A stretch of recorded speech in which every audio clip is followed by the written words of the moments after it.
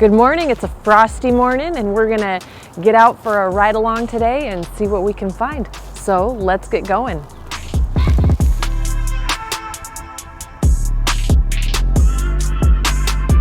All right, first call of the morning. We got a friend is calling in for her friend because apparently there's an argument between the husband and the wife, and the friend was concerned enough to call the police. So we're gonna go check this out and make sure everybody's okay.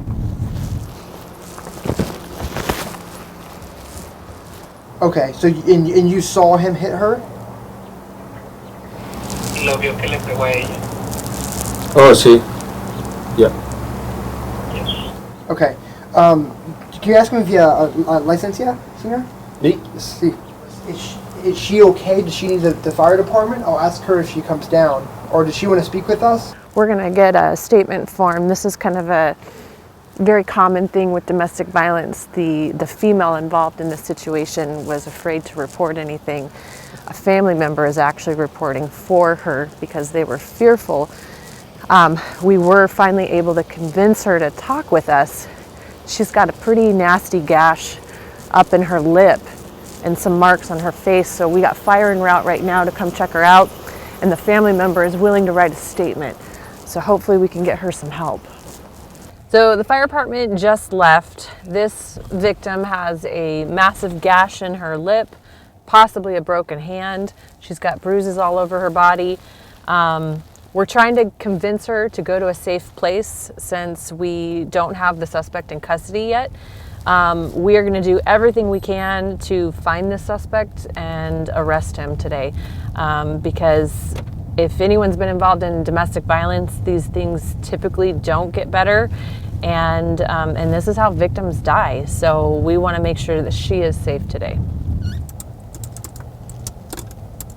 Great news, we got a tip on the location of our DV suspect, and we're currently trying to gather some more units together so we can make contact with him. This guy particularly, we've got probable cause for assault 2, and we want him off the street. So.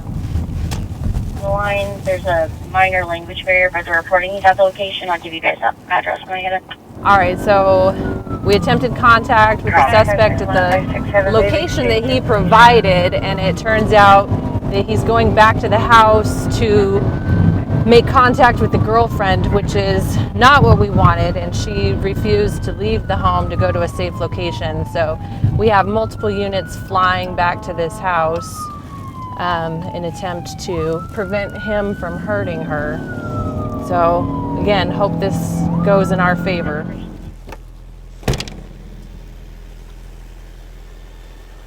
Okay, we need to check on her in the house. Are you okay? Uh-huh. Okay. Anyone else in the house? No entiendo. No English, no. All right, we arrived on the location and the suspect was actually turned himself over and was taken into custody without any problems. We were able to make contact with the victim. She is okay at this time, and he's going to jail today. Jordan has asked us, he's got a daughter that is very interested in police officers, and so I had one stuffed animal left, and so we're going to pay a little visit. Who is this? Her name is Iris. Hi, Iris. So could I bought you a stuffing? Do you want that? Maybe I'll give it to Dad, and he'll give it to you. There you go. Yeah. Maybe you'll get to be on TV. Hi guys. It's always fun being out here in the neighborhood. I mean, obviously we're clearing out this scene with this domestic violence, but people come out of their homes and they want to talk to us, they want to shake our hands, they want us to check out their kids. So I never pass up an opportunity when I get to say hi to the community members.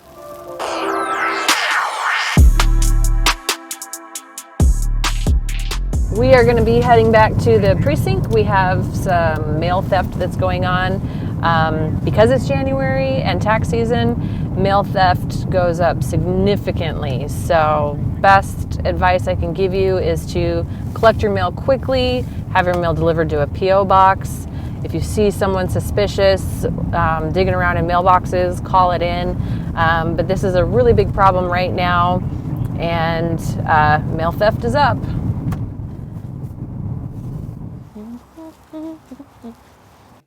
So Deputy Perry is here, and she collected some mail, and she's going to tell us about what she's doing.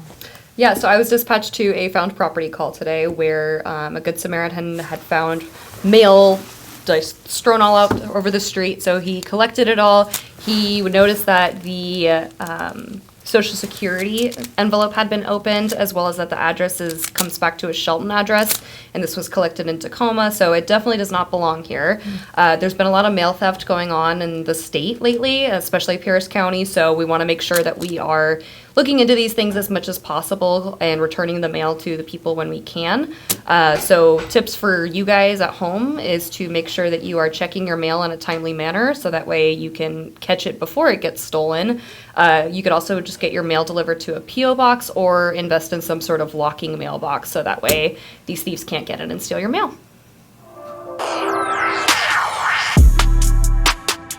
We got called again to another domestic violence call today.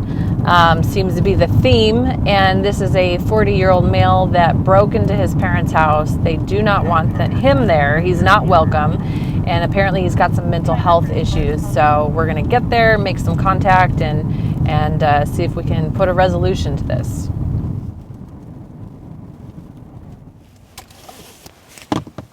He has mental health problems, so I don't even know if it'll turn into anything.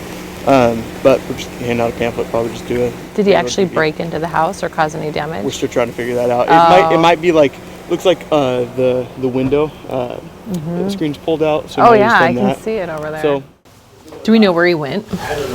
No, right now we don't do that. Is that he kind of walks in and then does what he wants to do. She tells him to get out. He refuses to leave. Once he's done doing his stuff, he leaves again, or she'll drop him off at the bus stop, and he has his own place off of 56 somewhere. But it sounds like they're pretty much done and fed up with this, and Yeah. that they want to get a protection order. Exactly. And that's what the officers are providing to them. Awesome. All right, for this DV call, we were not able to establish any probable cause, and the parents just wanted some resources on how to prevent him from returning to the home. So they were given all the information for a no contact order. We're going to go on to the next one.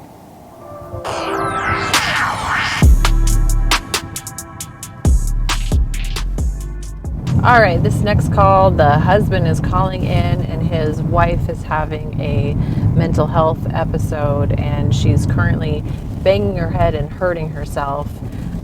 Fire is asking us to respond as well, because a lot of times these can get really dangerous, and so we have to work in partnership with fire to get these people into a safe place and get them to the hospital. So hopefully this will all work out well.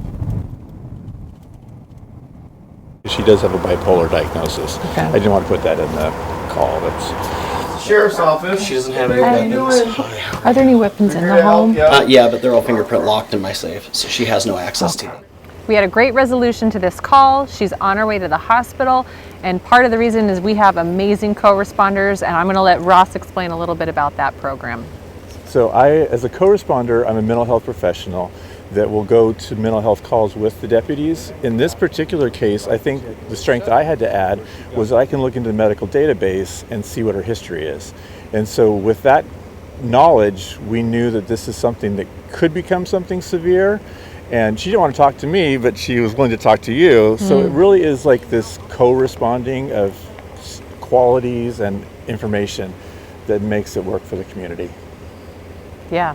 So great shift today, and we were happy that you were able to ride along and see some of these different unique areas of the department. Yeah.